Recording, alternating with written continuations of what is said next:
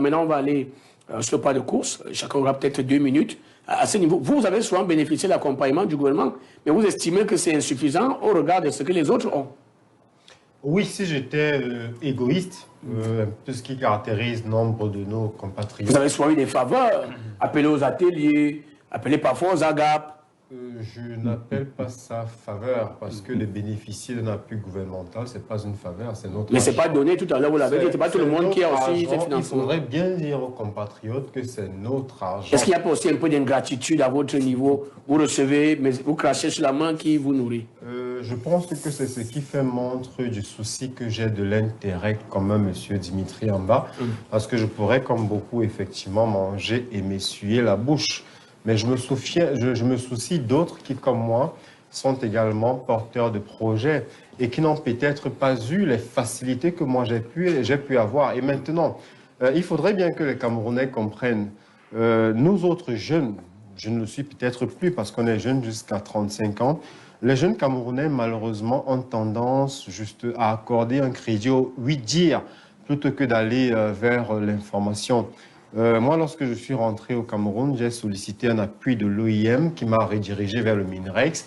Au MINREX, j'ai su qu'il y avait un programme d'aide au retour et à l'insertion des jeunes issus de la diaspora, programme nommé Paris Jeudi. J'ai saisi le ministre des Affaires, j'ai saisi le ministre de l'Éducation et de la jeunesse et de l'éducation civique qui m'a orienté vers ce projet Paris Jeudi, où j'ai pu bénéficier d'un fonds de relèvement précoce et où mon plan d'affaires a également pu être optimisé pour être finalement retenu au niveau du PTS. Le gros souci que nous avons dans notre pays, ça il faut le dire à nos jeunes Camerounais, c'est que nous n'allons pas à la source de l'information.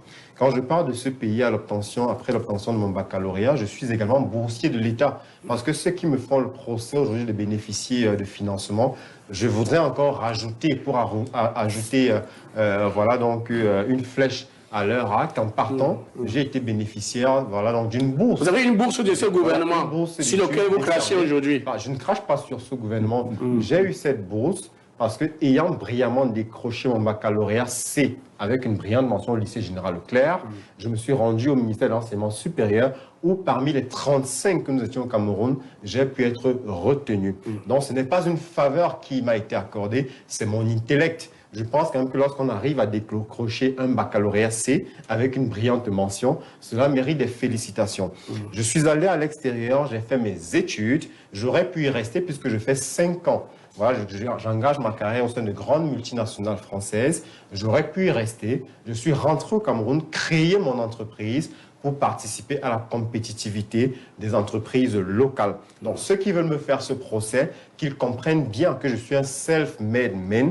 Je me suis battu, orphelin d'ailleurs, que je suis de père depuis 2005, mais cela ne m'a jamais freiné. Il faudrait que nos jeunes compatriotes aillent à la source de l'information, parce que dans nos quartiers, très souvent, c'est facile de dire qu'on ne positionne que des personnes qui ont le bras long. Moi, je n'avais personne, sinon le grand Dieu auquel moi je crois et en qui je voue toute ma confiance. Maintenant, pour revenir à notre débat, moi je voudrais dire aujourd'hui, de nombreuses initiatives sont mises en place par le chef de l'État, mais le gap se situe entre la vision globale du chef de l'État et l'opérationnalisation de cette vision-là sur le terrain. On parle d'une question de moralité, moi je voudrais même parler d'une question de compétence.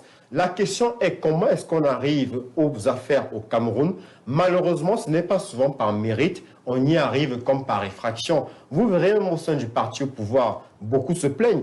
Il y en a qui ont réellement mouillé le maillot, qui militent à la base, mais qui jamais ne sont récompensés. Vous avez des personnes qui, par principe d'honorabilité, parce qu'ils ont atteint un certain niveau financier, peut-être parce qu'ils ont un niveau d'éducation, se retrouvent à être récompensés, là où d'autres ont milité, eux bénéficiant simplement d'un décret présidentiel, se retrouvent à la tête, voyez-vous, des comités dont ils n'ont aucune connaissance. À peine étant nommé ministre qu'on est allé à Mokolo, justement, s'acheter une écharpe du parti au pouvoir et on est devenu militant. Aujourd'hui au Cameroun, moi je voudrais dire, mon copanéliste, celui à ma droite directement, disait « oui, c'est une question de moralité. » Mais moi je dis non, parce que celui qui nomme aux affaires devrait également assurer le contrôle. Moi, je suis chef d'entreprise. Lorsque je recrute mon personnel, chaque personnel a un job description, il a des missions qui lui sont assignées et je veille au contrôle permanent. Ça veut dire que chaque matin, j'ai un point matinal, chaque semaine, j'ai une réunion de coordination, chaque mois aussi, ce qui me permet de voir si les objectifs qui leur ont été assignés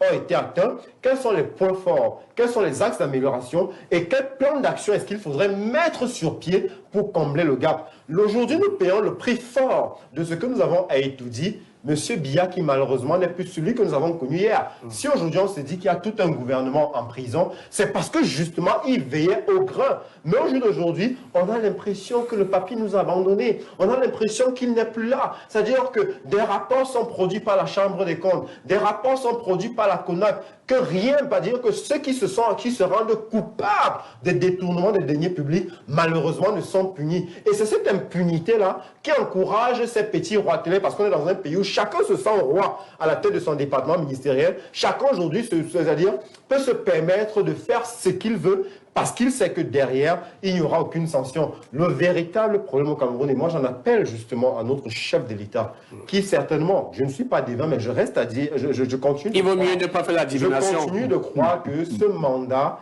est un mandat de la transition. Vraiment, vivement que M. Biya nous laisse un pays sain, dans un environnement viable. Et pour cela, il faudrait qu'il fasse le nettoyage.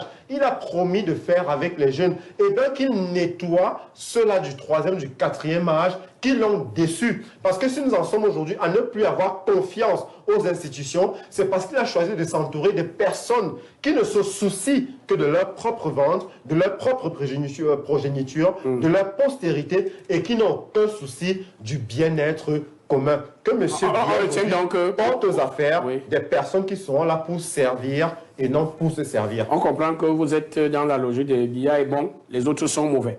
Je viens